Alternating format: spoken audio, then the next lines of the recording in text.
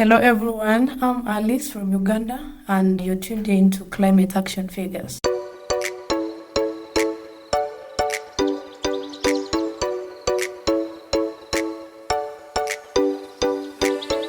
Hello and welcome to the 70th edition, that's 70, can you believe it? Edition of Climate Action Figures. My name is John Whidden, and this week on the show you get to meet Alice.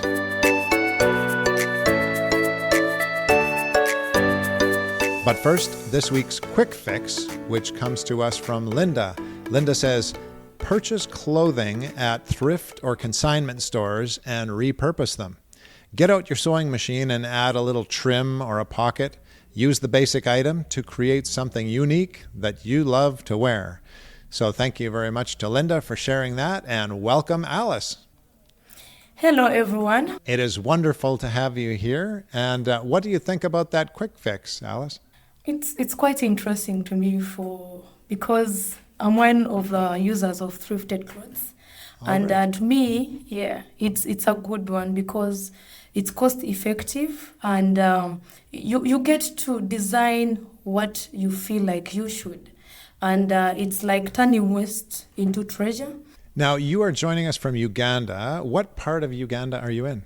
In the northeastern Uganda, Karamoja sub-region. And what kind of wildlife do you see? When we think of Uganda, we think of wonderful wildlife, primates, beautiful birds, maybe lions. What do you see on a regular basis there? We get to really admire the serenity. You know, we stay with wild animals in some of the corridors, the game reserves within the region. So we see antelopes. And we are blessed to be bordering the National Game Park, Kidepo National Park. So we get to drive in there and see different animals, the lions, the buffaloes, the elephants, and so on. Yeah. And I have to ask, what is the temperature there right now? We are at 21 degrees. We're at about -3, which is pretty warm for this time of year, but maybe you don't think so. I think so. Speaking about your region, Alice, I'm curious to know if climate change is a big item on people's minds. Yeah, our region is vulnerable to climate change. And it's one of the regions of Uganda which has really felt the impact of climate change. In the year 2021, we had food insecurity, hunger crisis in Karamoja sub-region, which claimed a lot of lives and people. I really feel like it is one of the most vulnerable regions when it comes to climate change. Long dry spells in some months, let's say June, July, August, every year, where we have dry spells and too much wind. I mean, it could even carry the roofs of the buildings. We also do have sometimes water scarcity where people have to move long distances to get this water. It's really getting worse as time goes on. We've also had underproductivity of the soils. Farmers having to grow a very big portion of land, but what is cultivated is really very, very little to sustain the livelihoods of people. And so Karamoja is really vulnerable to climate change. Clearly, the most critical issue of the ones you've just mentioned is going to be food and water security. Is that an ongoing problem, or does it come and go depending on the season? It comes and goes depending on the season, but at least every year we do face a challenge of water scarcity and food insecurity. It's fairly widely accepted that the developed world has caused a lot of the climate problems in the things they have done and the things they have not done. Is there a sense in your region that there is a blame of the developed world, since we're really at fault for causing a lot of the problems that you're experiencing? I really believe that the developed countries or developed societies are causing these effects. We're feeling the effect that they cause. And okay, let me just zero it down to even Uganda as a country. Communities that are far from the city are facing the irritating air right from the city. You know, you cannot stop air from circulating. Developed communities cause impact, like the negative impacts of climate change to the other communities that are not developed. Alice, you're a part of the Indigenous community there. Can you tell us a little bit about that background? I come from the Ik Indigenous minority community, and we are believed to have migrated from Egypt and settled in the Kidepo National Park before it was gazetted. In the year 1957, when it was gazetted, we were forced out of the game park area, so we had to move southwards towards the mountains. So we ideally settled on the northern part of Kabong district in Karamoja region, and we border South Sudan from the north, and then we border Kenya from the east. So we basically are on the borders of the two countries with Uganda. We do speak a community language that is quite different from the entire region. We are estimated to be 16,000 Ik people. So we are quite a small number, and naturally we are lovers of nature. We are good custodians of nature. We have coexisted with nature, and we believe that nature is our survival. We are good at conserving the environment. We believe that when you cut a tree, you've denied yourself survival. So we basically, the Ik people, prune the trees. If they have to use it for home use, they have to just prune, but not cutting the entire tree. We plant through the trees, agroforestry. We love it so much. That is what I could really say about the Ik people. That's very interesting. I have a whole bunch of questions for you. As you were speaking about your region, you were displaced by a game park. And now we tend to think of game parks as great. They're preserving the natural flora and fauna. But clearly it's not always great because it pushes people out of their natural regions. Tell us a little bit about that debate. Being evicted or being moved out of the game park meant we lost our connections. Partly we lost our connections because in the game park is where we used to have cultural sites, is where we used to have the fertile soils that our ancestors left for us. So it's quite back and forth with the government because we really feel like we still need to connect with our ancestors. We still need to connect with our background. We still need to connect with our lands. We still need to connect with our cultural sites. So we stay where we are, but we still feel something is missing. Do you feel that game parks are a positive part of the direction that conservation is taking? Yeah, I do. I do really feel they are good when it comes to conservation. How do we reconcile displacing people so that we have those natural areas with maintaining those natural areas? In the community right now, people are compensated for what they lost. And they have a fund that is brought to the community to develop the community. So it makes us feel like, yeah, we gave in, but it is also paying back the community. So that is the reconciliation process that the community and the game park has taken.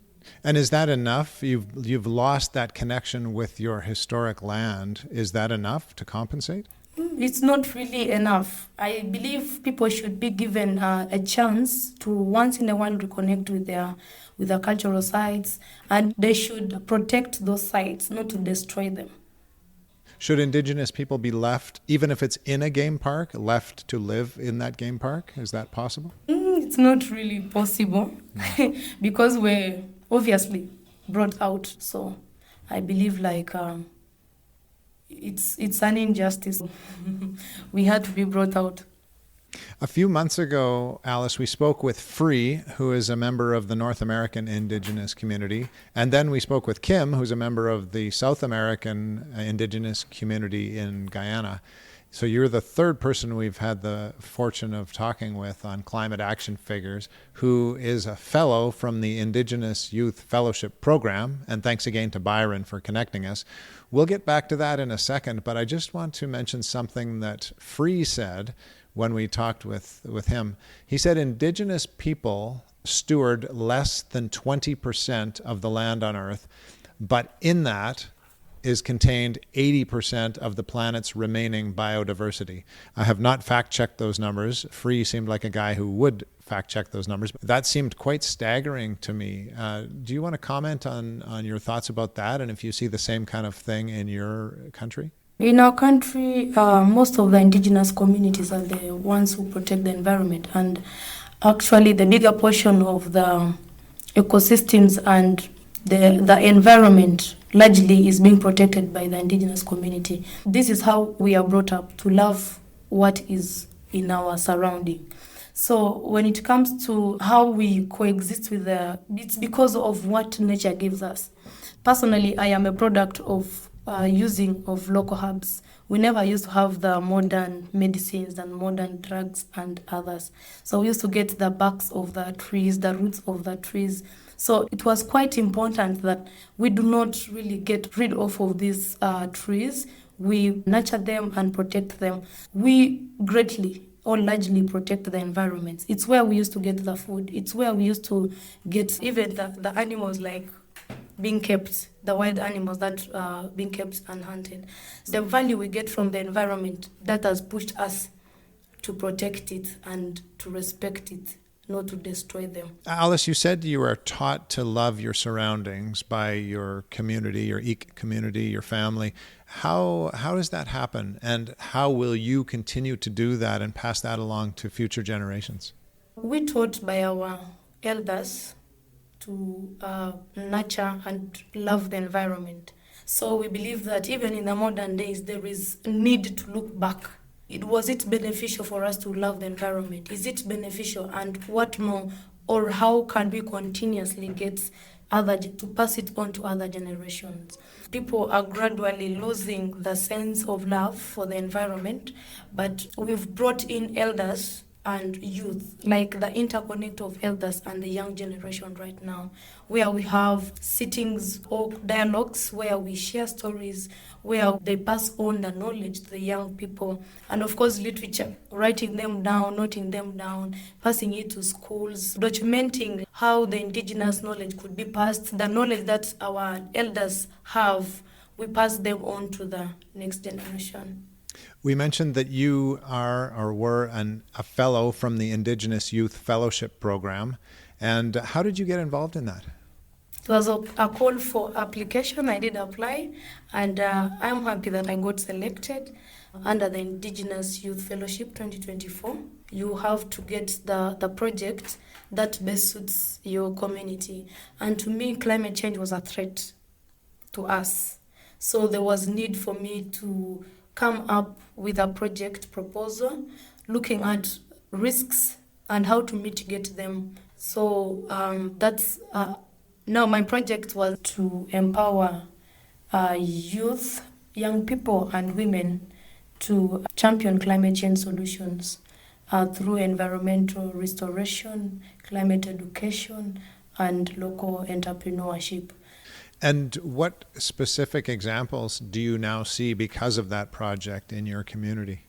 On climate education, we had series of capacity building and leadership on climate actions and solutions. We had youth come in, and then we trained them on different solutions that they would undertake in the community. Let's say tree planting, climate smart agriculture, forest restoration. We had to reach youth who are in schools, both primary and secondary level, and we had to create school clubs like the Climate Rising Voices school clubs and the different initiatives, different activities. They would have debates on climate change, climate science, and also all the interrelating topics on climate change.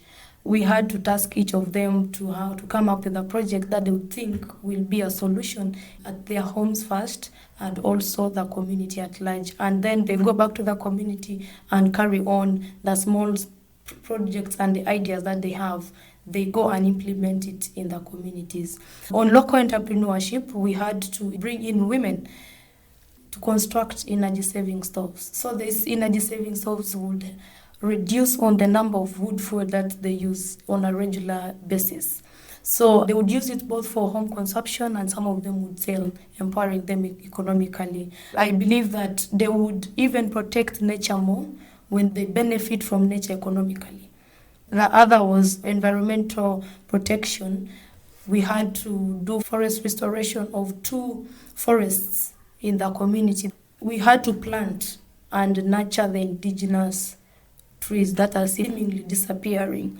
We also had community awareness sessions that would cover the entire region. So we had a series of radio talk shows in the region. You mentioned entrepreneurship. Why was the focus on women for that?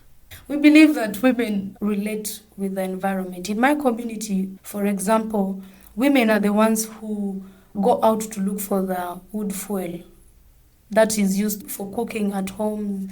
Women are the ones who actually do much of agriculture, so they interact more with nature than the men. So if they feel the impact of climate change, then they should be the ones to create the solutions themselves, to bring their minds to realize that the more they cut that, the more they prune the trees, the more they use a lot of wood fuel, it will cause harm to the environment. That's how we had to really focus on the women when it came to local entrepreneurship. It sounds like you had some wonderful programs going, so congratulations on that, and we hope that continues into the future. I asked Kim and Free a question that I would like to ask you now, and that is, should we be looking more to Indigenous people regarding solutions to the climate crisis?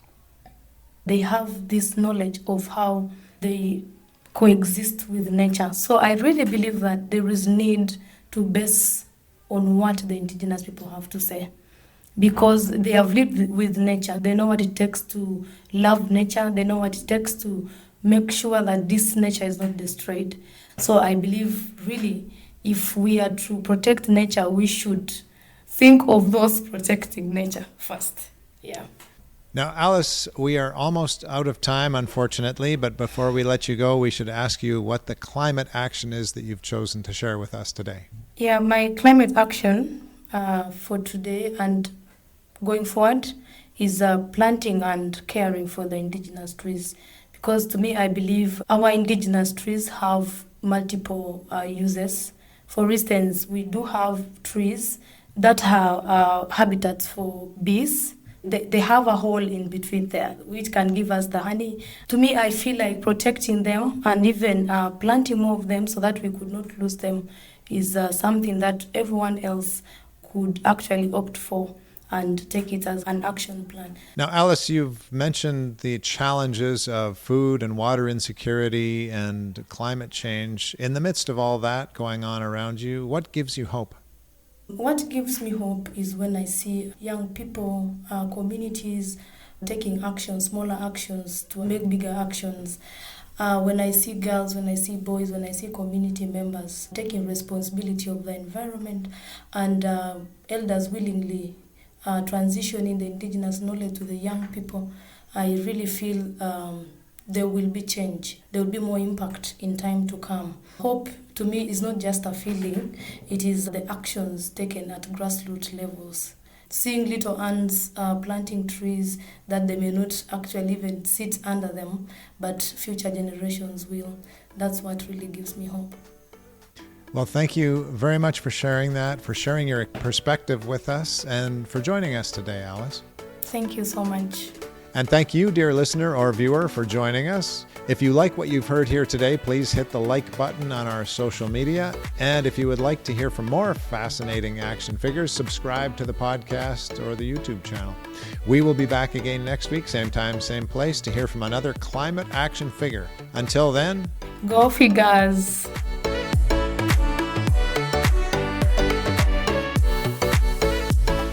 This has been Climate Action Figures. Our show is produced and hosted by John Whidden. Our creative consultant is Kayla McIntosh. Our theme song is Hawaii Vacation by Tovari. You can find us on Instagram, Facebook, and YouTube at Climate Action Figures. That's all one word. And if you have any other questions or comments that arose from this or any episode, feel free to reach out to us at climateactionfigures@gmail.com. And thank you for listening. We'll be back next week with another Climate Action Figure.